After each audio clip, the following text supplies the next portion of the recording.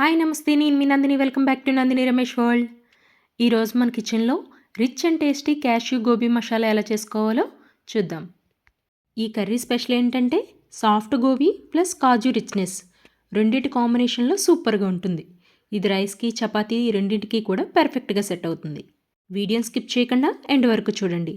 ఇలాంటి మరిన్ని రెసిపీస్ కోసం ఇంకెవరైనా నా ఛానల్ని సబ్స్క్రైబ్ చేయకపోతే సబ్స్క్రైబ్ చేయండి, లైక్ చేయండి, షేర్ చేయండి.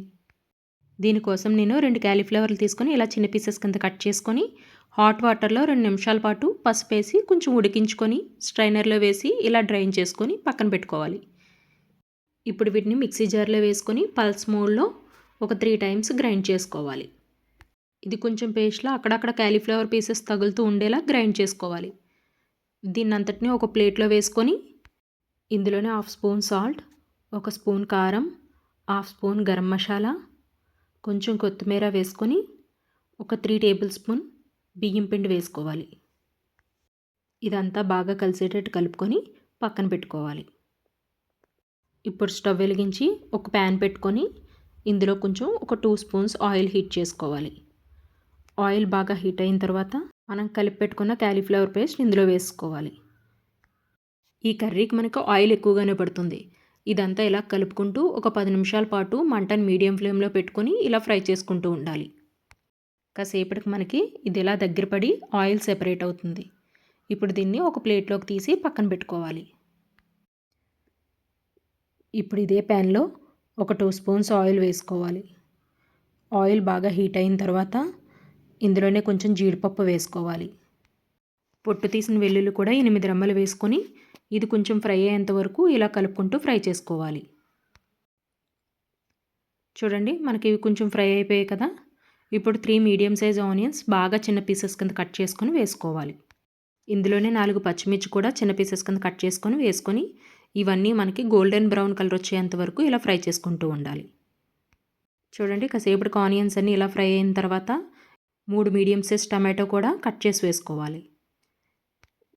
ఇందులోనే కొంచెం సాల్ట్ కూడా వేసుకొని మనకు టమాటా అంతా బాగా మగ్గేంత వరకు మూత పెట్టి ఒక 5 మినిట్స్ కుక్ చేసుకోవాలి. మనం ఆల్రెడీ కాలీఫ్లవర్ గ్రైండ్ చేసుకున్న తర్వాత సాల్ట్, కారం ఇవన్నీ వేసాం కాబట్టి ఇవి కొంచెం తగ్గించి వేసుకోవాలి.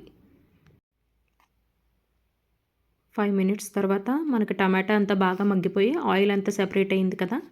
ఇదంతా ఒకసారి ఇలా కలుపుకొని 1 స్పూన్ అల్లం వెల్లుల్లి పేస్ట్, 1.5 స్పూన్ కారం, 1/2 స్పూన్ గరం మసాలా, 2 స్పూన్స్ కరివేపాకు పొడి.